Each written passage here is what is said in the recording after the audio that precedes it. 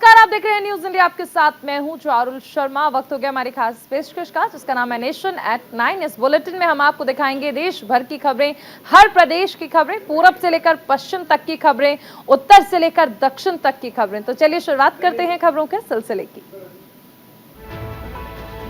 Bulletin की शुरुआत में बात करेंगे प्रधानमंत्री नरेंद्र मोदी की। पीएम नरेंद्र मोदी आज मन की बात करेंगे। खास बात यह है कि संडे होने वाले इस मन की बात की श्रृंखला का आज 100वां एपिसोड है। इस 100वें एपिसोड को ऐतिहासिक बनाने के लिए खास तैयारियां की गई हैं। इस एपिसोड का लाइव प्रसारण देश भर में 4 लाख सेंटर्स पर होगा। देश भर के विभिन्न सामाजिक संगठन, सिविल सोसाइटी और अन्य संस्थाएं भी मन की बात के इस कार्यक्रम में बड़ी संख्या में भाग लेने वाले हैं। यहाँ तक कि विश्व भर में प्रवासी भारतीय भी प्रधानमंत्री के मन की बात के इस 100वें एपिसोड को सुनेंगे। 3 अप्रैल 2014 को 9 साल पहले शुरू किए गए इस विशेष रेडियो कार्यक्रम के आज 100 एपिसोड पूरे हो जाएंगे। इन 9 सालों में मन की बात में पीएम मोदी ने कई अनछुए पहलुओं को सामने रखा और साथ ही देश की जनता से सीधा संवाद किया। मन की बात के 100वें एपिसोड के समारोह के दौरान एक स्मारक डाक टिकट और एक सिक्का भी जारी किया जाएगा। प्रधानमंत्री नरेंद्र मोदी के 100वें एपिसोड का प्रसारण संयुक्त राष्ट्र के मुख्यालय में भी किया जाएगा और इस खास मौके पर माइक्रोसॉफ्ट के सह संस्थापक बिल गेट्स ने भी पीएम मोदी को बधाइयां दी। उन्होंने ट्वीट कर कहा कि मन की बात के जरिए महिलाओं के आर्थिक सशक्तिकरण, स्वास्थ्य समेत कई अन्य विकास के क्षेत्रों में भी जागरूक किया गया। वहीं इस मौके पर यूएन ने ट्वीट कर कहा, ऐतिहासिक क्षण के लिए तैयार हो जाइए। पीएम मोदी के मन की बात कार्यक्रम का 100वां एपिसोड का लाइव प्रसारण यूएन मुख्यालय में ट्रस्टीशिप काउंसिल चैम्बर की ओर से भी दिखाया जाएगा। मन की बात के इस ऐतिहासिक एपिसोड को न्यूयॉर्क में भी सुना जाएगा। स्थानीय समय अनुसार 1:30 बजे इस कार्यक्रम का प्रसारण किया जाएगा। संयुक्त राष्ट्र मुख्यालय में भी इस कार्यक्रम का सीधा प्रसारण ऐतिहासिक होगा। कर्नाटक विधानसभा चुनाव को लेकर चुनाव आयोग ने बड़ा फैसला किया है। कर्नाटक में वोट फ्रॉम होम शुरू किया गया है। इसके तहत चुनाव आयोग ने कर्नाटक में बैलेट पेपर से मतदान शुरू होने की घोषणा की है। चुनाव आयोग ने इस बार 80 साल से ऊपर के लोगों और दिव्यांग लोगों के लिए घर से मतदान करने की अनुमति दी है। चुनाव आयोग और मतदान एजेंट्स की 5 सदस्यीय टीम उनके घर का दौरा करेगी और उनसे वोट लेगी। यह प्रक्रिया 29 अप्रैल से 6 मई तक चलेगी। उन्हें अपने घरों में गुप्त रूप से मतदान करने के लिए मतदान पत्र दिए जाएंगे। मतदान के दौरान मतदान अधिकारी, माइक्रो ऑब्जर्वर, एक वीडियोग्राफर और पार्टी एजेंट सहित स्थानीय पुलिस मौजूद रहेगी। बैलेट वोटिंग सिस्टम चुनाव ड्यूटी पर तैनात कर्मियों और पुलिस कर्मियों की देखरेख में होगा। मतदान समाप्त होने के बाद बैलेट बॉक्स को स्ट्रांग रूम में भेज दिया जाएगा। कर्नाटक विधानसभा चुनाव 2023 के लिए कांग्रेस और बीजेपी सभी दलों ने प्रचार में पूरी ताकत झोंक दी है। कांग्रेस की तरफ से राष्ट्रीय महासचिव प्रियंका गांधी वाड्रा कर्नाटक के दौरे पर हैं और लगातार कांग्रेस के लिए प्रचार प्रसार कर रही हैं। वहीं आज भी प्रियंका गांधी वाड्रा कर्नाटक में प्रचार प्रसार करेंगी। आपको बता दें कि दोपहर 12 बजे प्रियंका गांधी बेलगावी और खानापुर में जनसभा को संबोधित करेंगी। उसके बाद 3 बजे जामखंडी और बागलकोट में सार्वजनिक बैठक करेंगी। शाम 5 बजे कुदाची में रोड शो कर प्रत्याशियों के लिए चुनाव प्रचार करेंगी। ऑपरेशन कावेरी के तहत भारतीयों का 14वां जत्था सूडान से सऊदी अरब के शहर जिहाद के लिए रवाना हो गया और इस जत्थे में 288 यात्री शामिल हैं। विदेश मंत्रालय के प्रवक्ता अरिंदम बागची ने ट्वीट किया कि भारतीयों का 14वां जत्था ऑपरेशन कावेरी के तहत पोर्ट सूडान से रवाना हुआ है। आईएनएस तेज पर सवार 288 यात्री जेद्दा के लिए रवाना हुए। युद्ध स्तर पर सूडान में भारतीयों को निकालने के लिए अभियान जारी है। आधिकारिक आंकड़ों के अनुसार स्वदेश वापस लाए गए भारतीयों की कुल संख्या अब 1725 हो गई है। बता दें कि सूडान से आए भारतीय मूल के कुल 117 यात्रियों को क्वारंटीन में रखा गया है क्योंकि उन्हें येलो फीवर का टीका नहीं लगाया गया था। और अब बात कर लेते हैं बिहार की। बिहार से विपक्षी एकता को लेकर बीजेपी विरोधियों की बड़ी मीटिंग होगी। मुख्यमंत्री नीतीश कुमार ने इसके संकेत दे दिए हैं। उन्होंने कहा कि कुछ दलों का प्रस्ताव आया है कि बिहार में ही विपक्षी दलों की मीटिंग हो। बहुत लोगों से बात भी हो रही है, जल्द ही बैठक बुलाई जाएगी। उन्होंने कहा कि लोगों की राय बन रही है और अभी तय होना बाकी है कि बैठक पटना में होगी या फिर कहीं और। विपक्षी एकता का बिहार से आगाज होगा।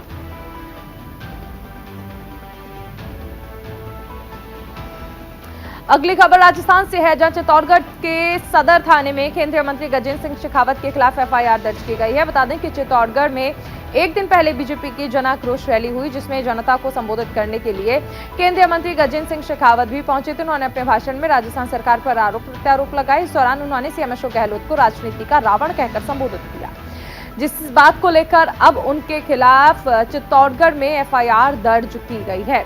ये एफआईआर राजस्थान धरोहर अध्यक्ष सुरेंद्र सिंह जड़ावत ने दर्ज कराई है। बता दें कि गजेंद्र सिंह शेखावत के इस बयान पर सीएम अशोक गहलोत ने पलटवार करते हुए कहा कि मैं रावण हूं तो आप राम बन जाओ, 2.5 लाख लोगों को का पैसा वापस कर दो।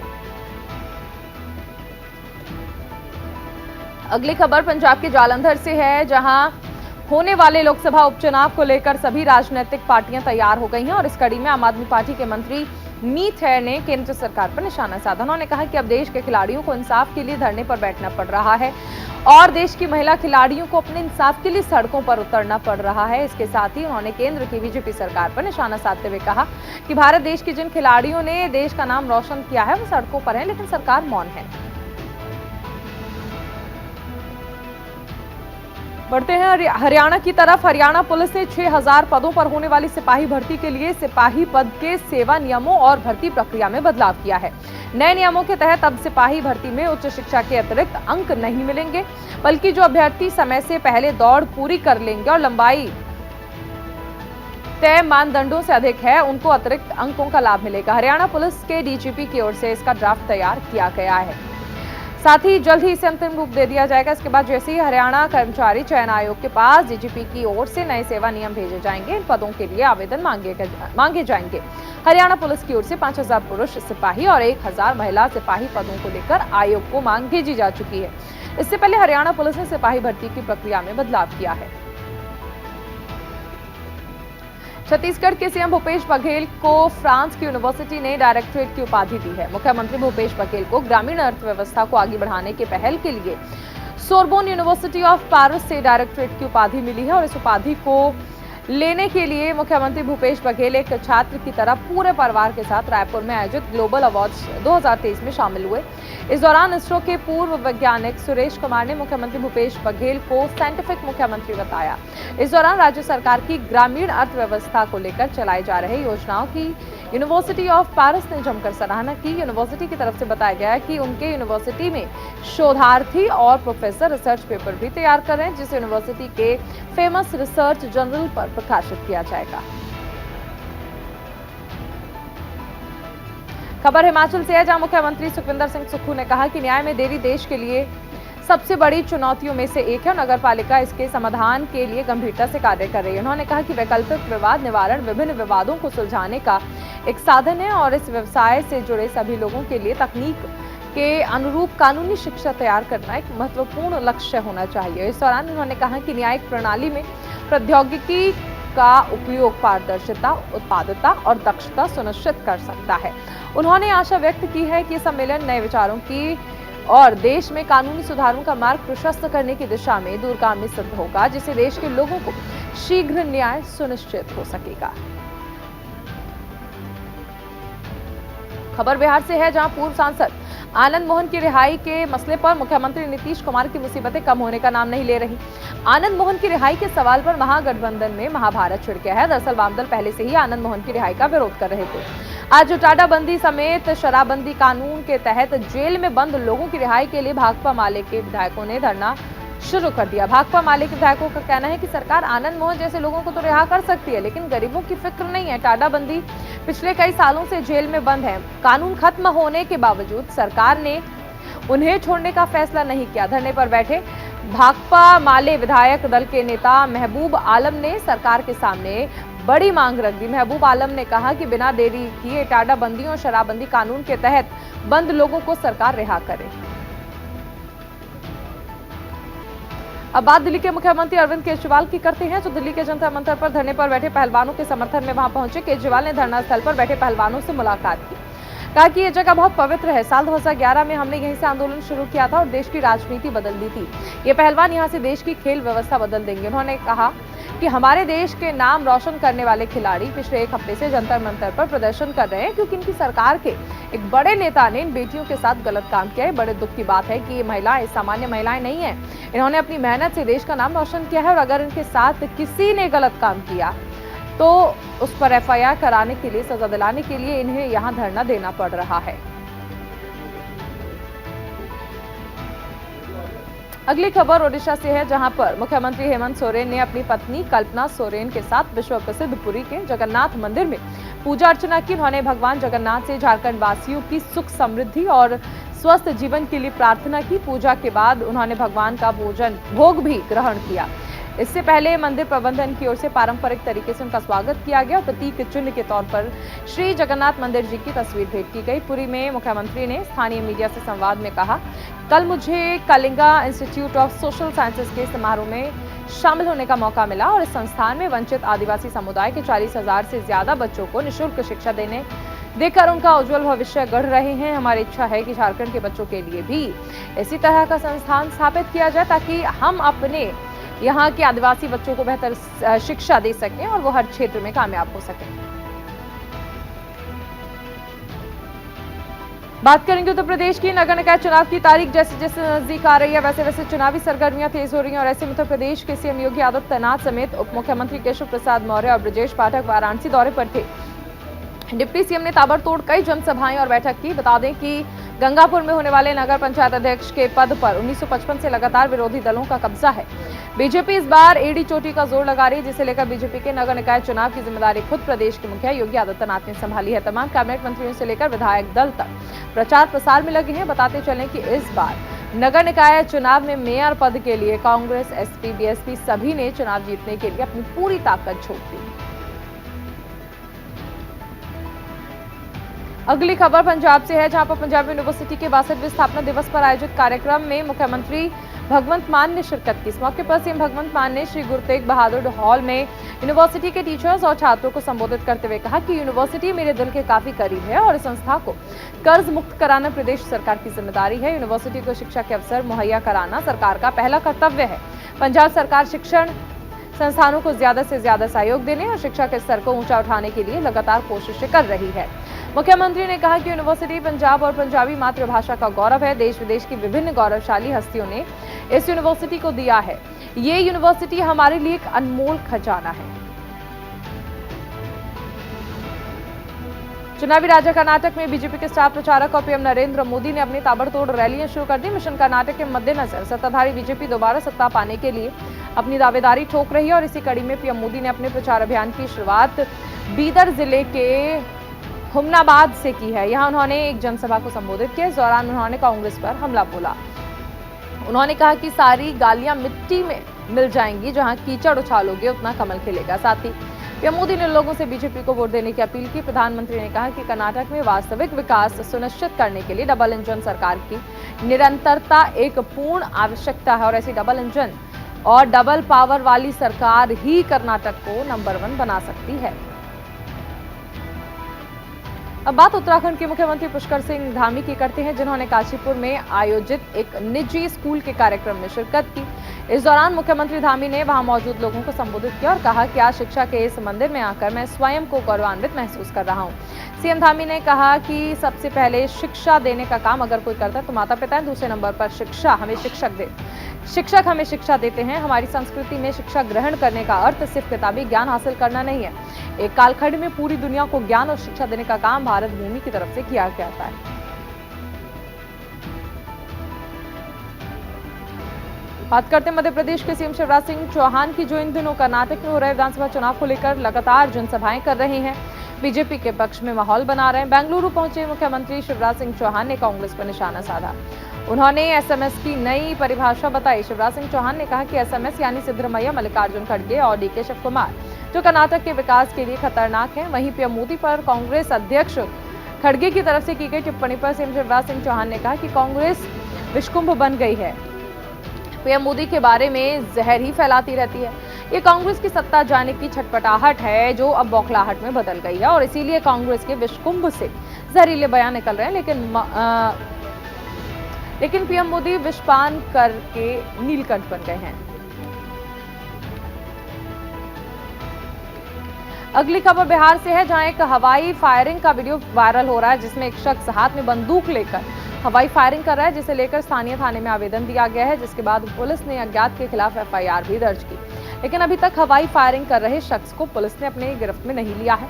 वहीं जब घटना के विषय में भोजपुर एसपी प्रमोद कुमार से पूछा गया तो उन्होंने बताया कि मुझे हर्ष फायरिंग की सूचना नहीं मिली और न ही थानाध्यक्ष की तरफ से मुझे ऐसी कोई सूचना दी गई है। हालांकि अगर किसी शख्स ने गोली चलाई है तो उस व्यक्ति को गिरफ्तार कर जरूरी कार्रवाई की जाएगी। अब बात करते हैं जम्मू कश्मीर की। सुरक्षा बलों ने उत्तर कश्मीर के पजलपोरा हंदवाड़ा से जैश ए मोहम्मद के एक आतंकी को गिरफ्तार किया। आतंकी का नाम खुर्शीद अहमद भट्ट है, जो बारामूला जिले के अमरगढ़ का रहने वाला है। एक पुलिस प्रवक्ता ने कहा कि आतंकी के कब्जे से एक हथगोला और अन्य आपत्तिजनक सामग्री बरामद की गई है। प्रारंभिक जांच से पता चला है कि भट्ट प्रतिबंधित आतंकी संगठन जैश ए मोहम्मद के लिए एक आतंकी सहयोगी के रूप में काम कर रहा था। उन्होंने कहा कि मामला दर्ज कर लिया गया है, आगे की जांच शुरू हो गई है। पूछताछ में बताया गया है कि वो पजलपोरा चौक पर ग्रेनेड हमला करने वाला था, लेकिन सुरक्षा बलों की चौकसी के कारण हमले को अंजाम न दे सका। खबरों में रुख करते हैं महाराष्ट्र की ओर। भिवंडी में एक इमारत जमींदोज हो गई, 3 लोगों की मौत हो गई। मलबे से अब तक 12 लोगों को निकाला जा चुका है, जबकि कई लोगों के फंसे होने की आशंका है। राहत बचाव कार्य जारी है। एनडीआरएफ के जवान इमारत के मलबे में दबे लोगों को निकालने के लिए रेस्क्यू ऑपरेशन चला रहे हैं। बताया जा रहा है कि जो इमारत जमींदोज हुई है उसके ग्राउंड फ्लोर 2 मंजिला थी। मुख्यमंत्री एकनाथ शिंदे ने भिवंडी में इमारत गिरने की घटना पर शोक व्यक्त किया। उन्होंने इस हादसे में मृतकों के परिजनों को मुख्यमंत्री राहत कोष से 5-5 लाख रुपए देने का ऐलान किया। मुख्यमंत्री एकनाथ शिंदे ने घटनास्थल का दौरा किया और अस्पताल पहुंचकर घायलों का हाल भी जाना। सीएम शिंदे ने इस हादसे में घायल हुए लोगों का उपचार का पूरा खर्च उठाने की बात भी कही। अब रुक करेंगे देवभूमि उत्तराखंड की ओर। केदारनाथ बद्रीनाथ में खराब मौसम के कारण श्रीनगर पुलिस ने एहतियात के तौर पर चारधाम यात्रा को रोक दिया है। श्रीनगर एसएचओ रवि सैनी ने बताया कि यात्रियों को श्रीनगर में ठहरने का पुख्ता इंतजाम किया गया है। यात्रियों को किसी तरह की परेशानी नहीं होगी। यात्रियों से मौसम साफ होने पर ही अपनी यात्रा जारी रखने की अपील की जा रही है। उत्तराखंड के चमोली जिले में पहाड़ का मलबा सड़क पर आ गया। चमोली जिले में पुलिस ने जानकारी देते हुए बताया कि बाजपुर में पहाड़ी से मलबा आने के साथ बद्रीनाथ हाईवे बंद हो गया था और इसे दिल्ली, एनसीआर, यूपी, राजस्थान सहित देश के अन्य राज्यों से आए चारधाम यात्रा पर आने वाले तीर्थ यात्रियों की मुश्किलें बढ़ गई थी। केदारनाथ धाम में पिछले 12 दिनों से रुक रुक कर बर्फबारी हो रही है। उत्तराखंड में 30 अप्रैल से 4 दिन तक मौसम खराब रहेगा। खराब मौसम पर अलर्ट भी जारी किया गया। अगली खबर यूपी से है, जहां पर उत्तर प्रदेश में बीते कुछ दिनों से गर्मियां बढ़ने लगी हैं। हालांकि अगले कुछ दिनों तक लोगों को लू के साथ भीषण गर्मी से राहत मिलने की संभावना है। भारतीय मौसम विभाग से राज्य के 65 जिलों में येलो अलर्ट जारी किया गया। विभाग की माने तो इन जिलों में बारिश के साथ तेज रफ्तार वाली हवाएं भी चलने की संभावना है। यहां आंधी और बिजली गिरने की संभावना जताई गई है। इसे देखते हुए लोगों को अलर्ट रहने के लिए कहा गया है। इसके अलावा राज्य के ज्यादातर हिस्सों में आज पूरे दिन बादल छाए रहने की संभावना है। कुछ लोगों को भीषण गर्मी से भी राहत मिलेगी। राजधानी लखनऊ में रविवार को पूरे दिन आसमान में बादल छाए रहेंगे। शाम को यहां पर हल्की बारिश भी हो सकती है।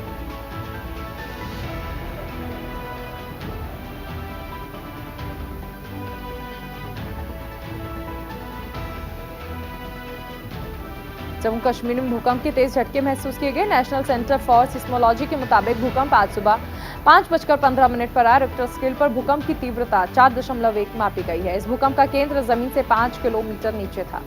इससे पहले कल तड़के अफगानिस्तान में भी भूकंप आया और इसकी तीव्रता रिक्टर स्केल पर 4.0 मापी गई। अफगानिस्तान में भी कल तड़के 2:08 पर धरती कांपी थी। अफगानिस्तान में आए इस भूकंप का केंद्र धरती से 210 किलोमीटर नीचे और फैजाबाद से 97 किलोमीटर साउथ ईस्ट में था। दिल्ली में बीते कुछ दिनों से कोरोना संक्रमण दर में गिरावट देखने को मिल रही है। शनिवार को जारी कोविड-19 बुलेटिन के अनुसार कोरोना के 564 नए मरीज मिले। ठीक होने वाले मरीजों की संख्या 976 थी। कोरोना से एक व्यक्ति की मौत का मामला भी सामने आया। कोरोना संक्रमण दर घटकर 14.93% दर्ज की गई। 24 घंटे में 3778 लोगों की जांच हुई, जिसमें से आरटी-पीसीआर में 2738 लोगों के जो नमूने हैं वो जांच किए गए। होम आइसोलेशन में कोरोना के 2603 मरीजों का उपचार जारी है।